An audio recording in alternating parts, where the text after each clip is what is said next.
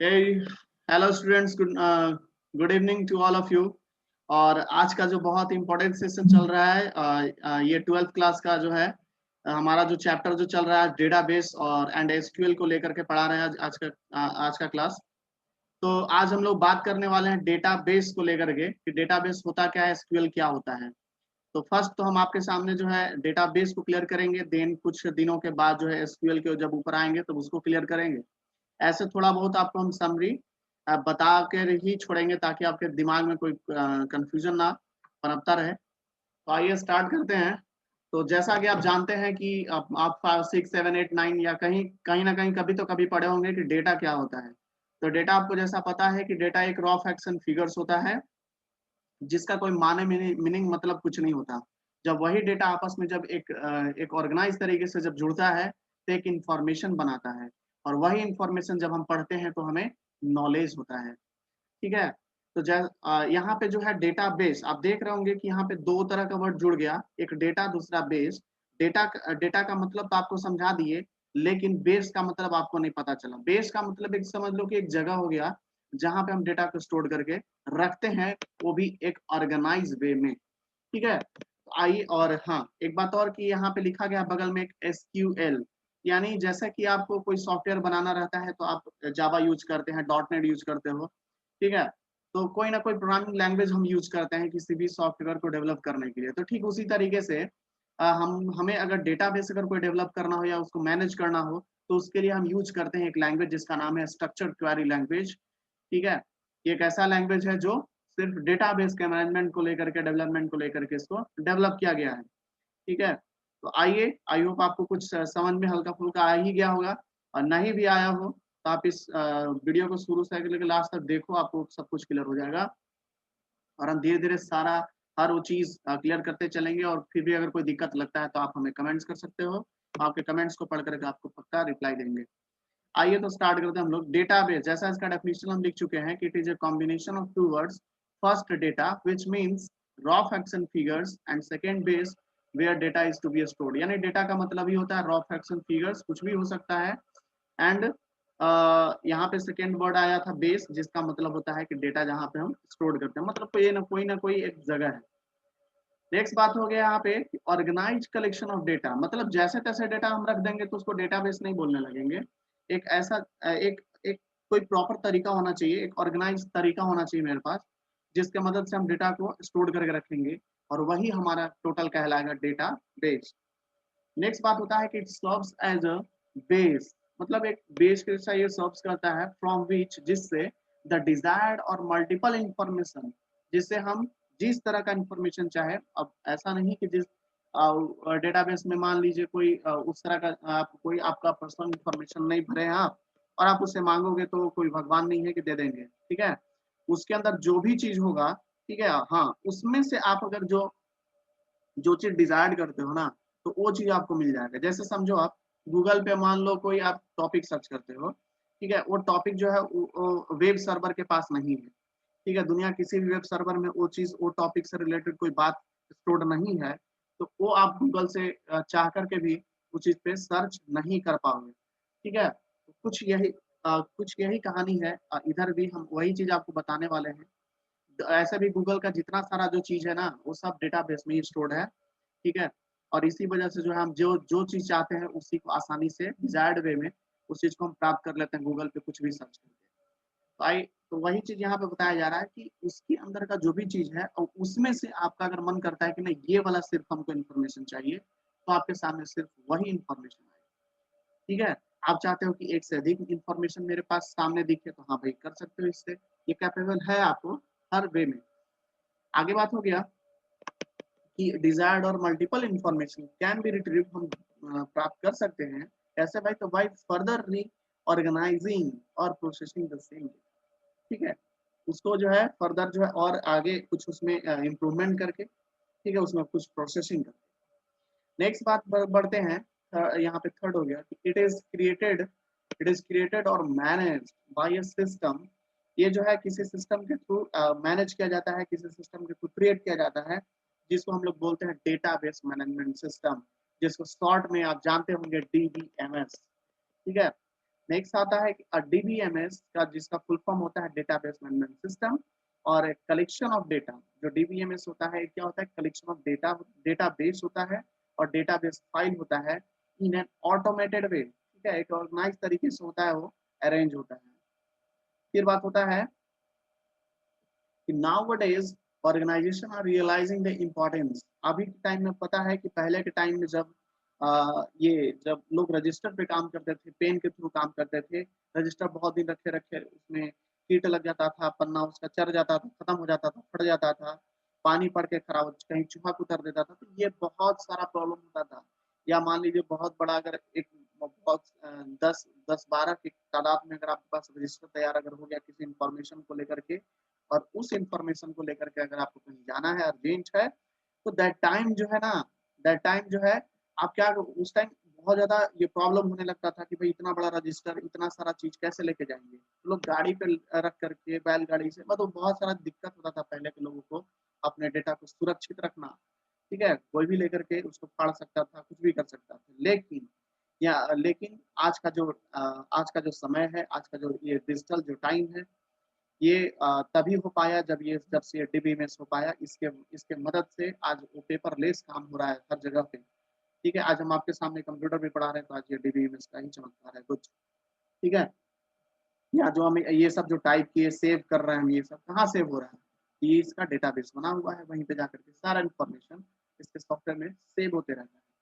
ठीक है, तो आगे बात करते हैं हम लोग कि nowadays organisation are realising the importance and need of the proper storage. आज के टाइम में क्या है कि इंफॉर्मेशन ज्यादा है लेकिन स्टोर करने का दिक्कत था, तो इसी प्रॉब्लम को दूर करने के लिए डीबीएमएस को तो डेवलप किया गया है। आज का जो बड़ी बड़ी जो कंपनी है, सारा अपना डेटा जो क्लाउड पे कुछ लोग रखते हैं, कुछ अपने पर्सनल सर्वर में रखते हैं। ठीक है, तो ये कैसे हो पाया, तो ये डीबीएमएस की मदद से ही हो पाया है। आज के समय में जो है आप कोई इंफॉर्मेशन को लेकर के चिंतित नहीं रहता कि वो चूहा काट देगा, चाहे ये हो जाएगा, या अगर उसको लेके कहीं जाना है तो भी कोई दिक्कत नहीं होता। चुपचाप पेन ड्राइव में लोग लेकर के चले जाते हैं, हार्ड डिस्क में लेकर के चले जाते हैं, यहाँ तक लैपटॉप भी उठा कर लेके चले जाते हैं।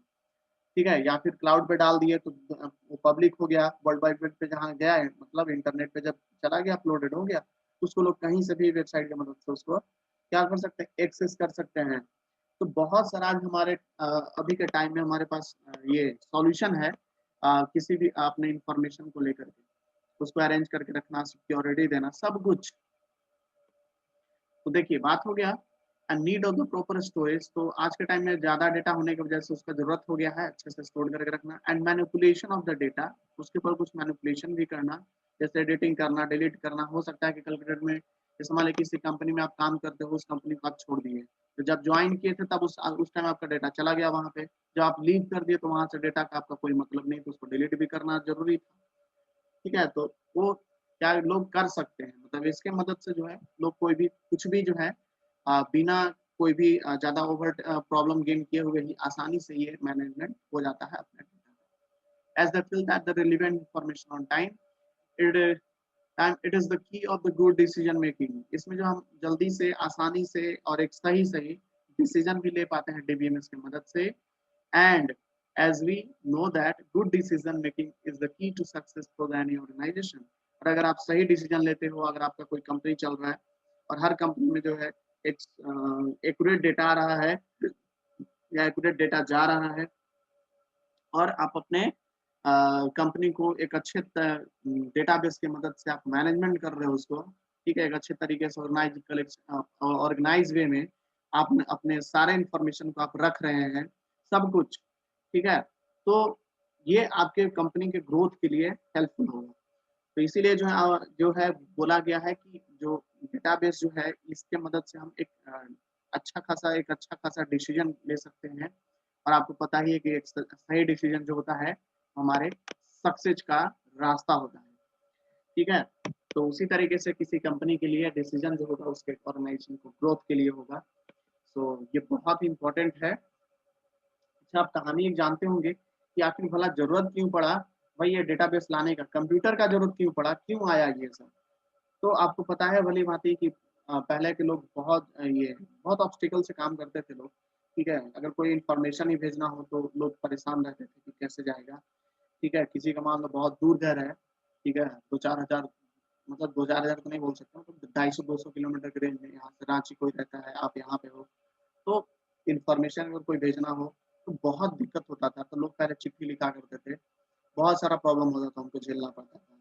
लेकिन आज जब से डेटाबेस हमारा आ गया है, ठीक है, ये जो डिजिटल दुनिया बना है, हमारा इंटरनेट का जो दुनिया बना है, तब से जो है ये सब सारा कुछ चुटकियों में हो पा रहा है सब कुछ। हम यहीं पे बैठे-बैठे अपना ईमेल खोलते हैं, ईमेल में अपना जो बात हमको टाइप करना होता है, टाइप करके सेंड कर देते हैं, चला जाता है। यहाँ तक कि अब व्हाट्सएप आ गया, व्हाट्सएप के थ्रू आप डेली यूज़ कर रहे हो। कितना आसान बना दिया है, ये जीवन कितना आसान हम लोग का हो गया है, सब कुछ घर बैठे-बैठे यहीं से कर लेते हैं। ठीक है, सब कुछ रिमोट की मदद से चलने लगा है टोटल। अब जो है आदमी के बदले रोबोट काम कर रहे हैं, ठीक है, तो सब कुछ एक अलग सा दुनिया बन गया है। आगे आइए आगे बढ़ते हैं हम लोग, टाइम को ना कंज्यूम करते हुए। बाकी आप अगर आपको कोई कंफ्यूजन आता है तो आप पूछ सकते हो।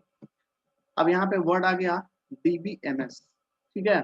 अभी तक तो हम लोग डेटाबेस के बारे में चर्चा किए, अब आ गया हमारा डीबीएमएस, यानी जिसके मदद से हम डेटाबेस को डेवलप कर रहे थे, मैनेज कर रहे थे, आज उसी के बारे में हम लोग पढ़ने वाले हैं। है क्या ये?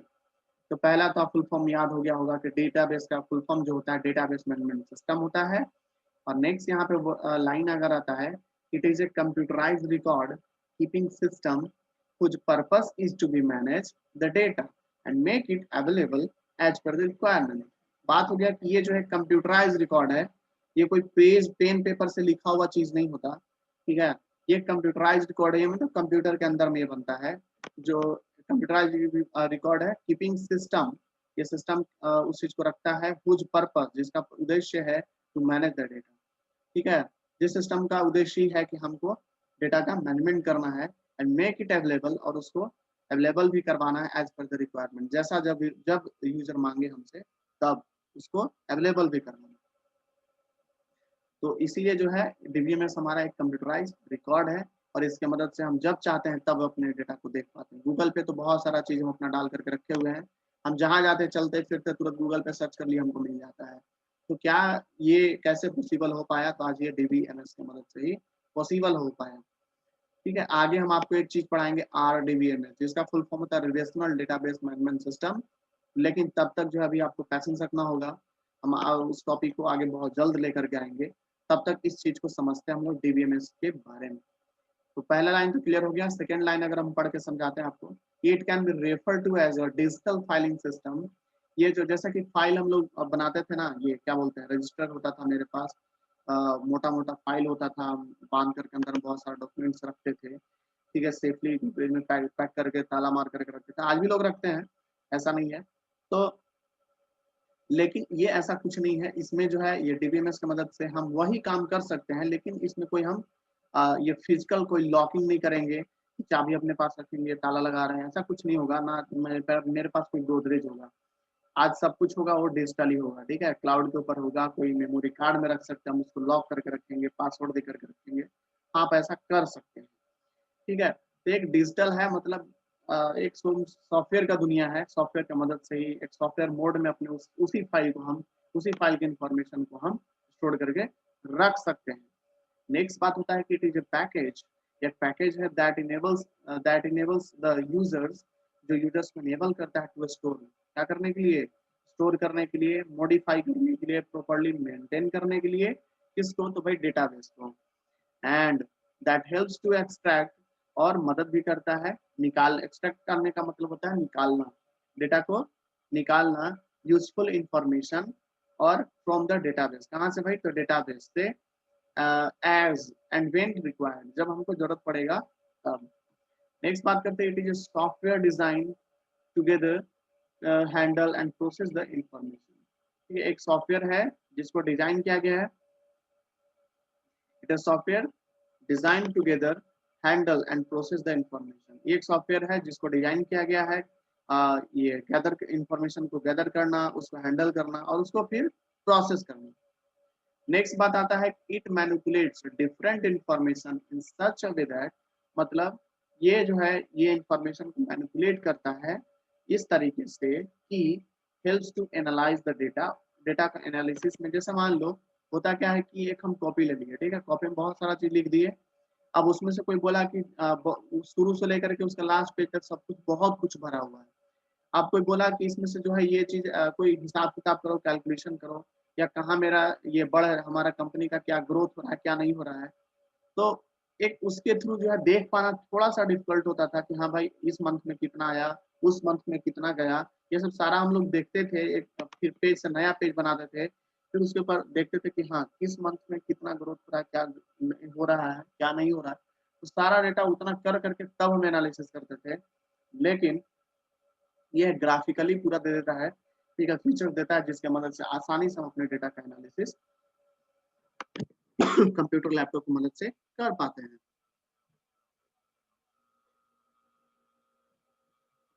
तो इसलिए डिसीजन मेकिंग बहुत ज्यादा ये हेल्पफुल है। अगर हम देख रहे हैं कि मेरा कंपनी का ग्रोथ हो रहा है तो क्यों हो रहा है, रीजन जानेंगे उसका, कैसे हो रहा है, अगर नहीं हो रहा है तो क्यों नहीं हो रहा है।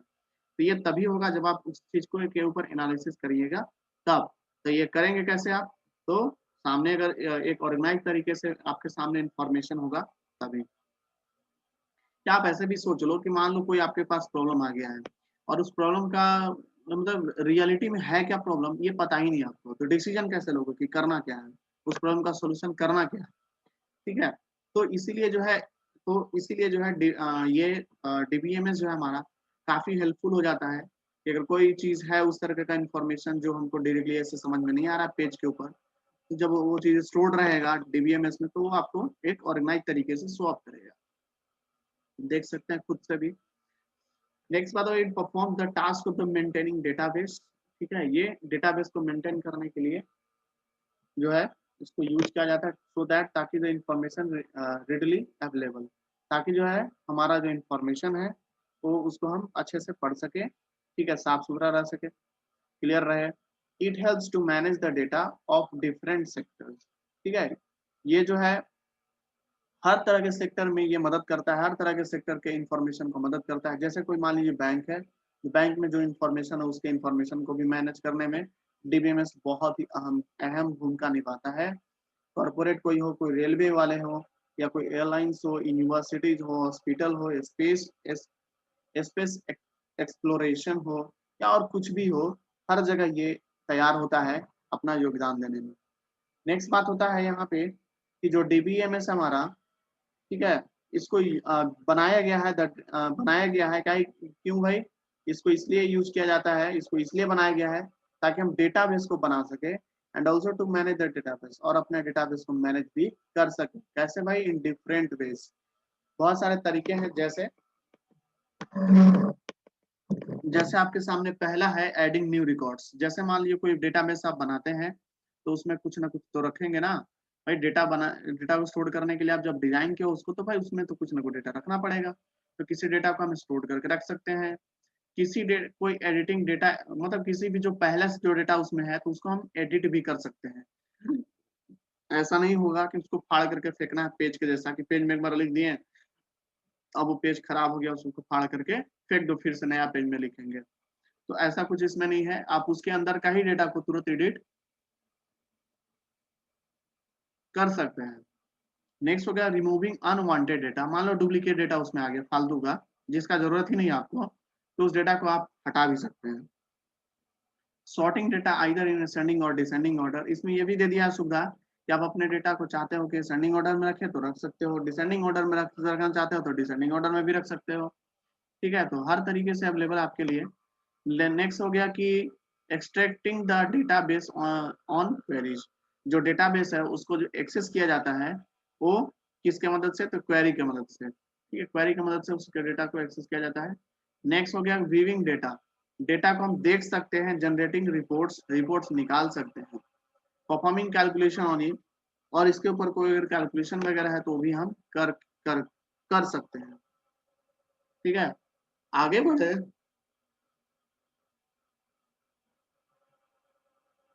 आगे बढ़े तो यहाँ पे एक वर्ड आता है कि the DBMS serves as the intermediary between the user and the database. जो डीबीएमएस है एक तरफ से हेल्प करता है जोड़ने में, किसको किसको भाई, तो यूजर को और डेटाबेस को आपस में। ठीक है, इसलिए ये इंटरमीडियरी इसको बोला गया है।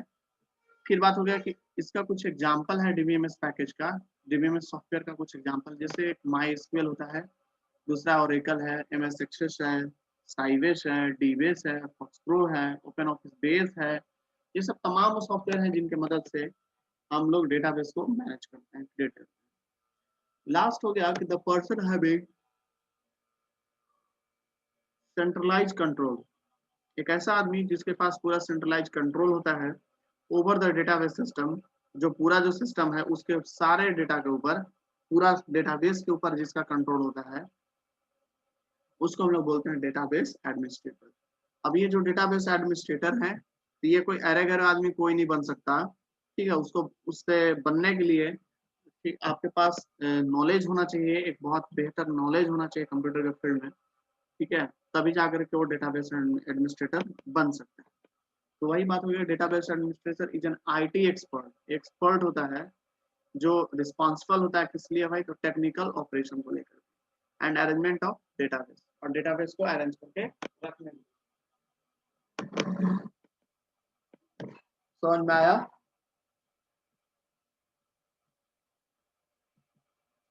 इंद्रजीत, गौरव, यस सर। समझ में आया? Yes sir. चलो गुड। तो आई होप समझ में क्लियर हो गया ये चीज। अब जो है हम लोग, टाइम अभी है हम लोग के पास, तो हम लोग जो है आज आगे का टॉपिक भी पढ़ाएंगे। तब तक जो है इस वीडियो को हम लोग यहीं पे खत्म करते हैं। बाकी बहुत जल्द ये वीडियो फिर नेक्स्ट टॉपिक को लेकर के अपलोड हो जाएगा। तब तक के लिए थैंक यू सो मच।